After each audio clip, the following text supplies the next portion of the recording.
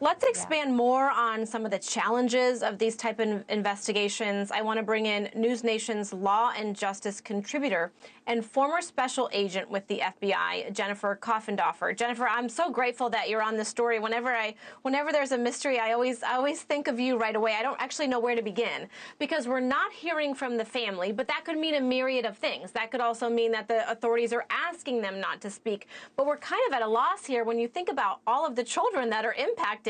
No sign of these mothers and really no information provided to the public. Right. Authorities are very close-lipped, but behind the scenes, they are working to interview all the witnesses that are in and around this case, meaning the people who are related to both of these individuals who are missing. Remember, Veronica is the mother, and she was accompanied by Jilian as really a monitor because although Jilian had visitation rights, they had to be supervised.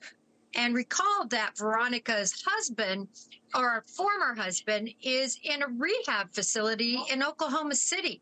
So certainly all these individuals are going to be interviewed in and around that family structure. You know, Jennifer, when they said on Wednesday that there was foul play around the car, and I understand that investigations they do we've talked about this time and time again. They need to do their job without any public hindrance. At the same time, can you tell us if the car was in the car accident? Can you tell us if the doors were open and it was just abandoned? Can you tell us if there were cell phones or if there was blood? Can they give us a little bit more? And could that also help the investigation with additional tips or no?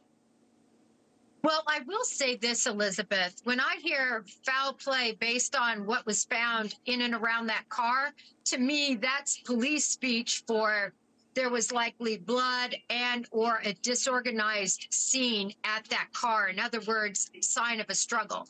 That's what that means to me when I hear that language. And I think that's why they are convinced there is foul play involved.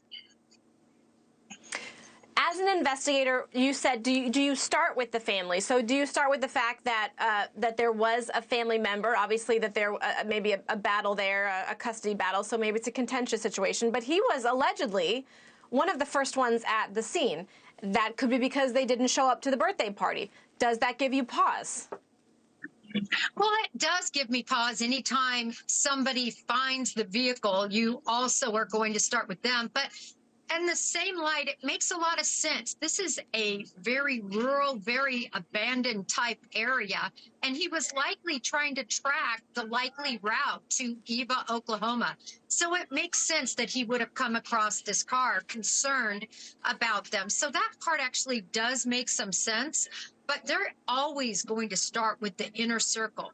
For this to be just a random act of violence is a very low probability. Okay, I'm getting a rap in my ear. Before I let you go, in 10 seconds or less, the fact that it's been almost a week.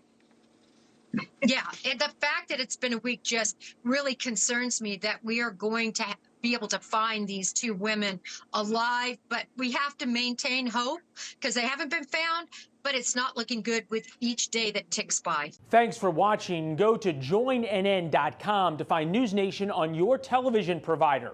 And don't forget to click the red subscribe button below to get more of NewsNation's fact-driven, unbiased coverage.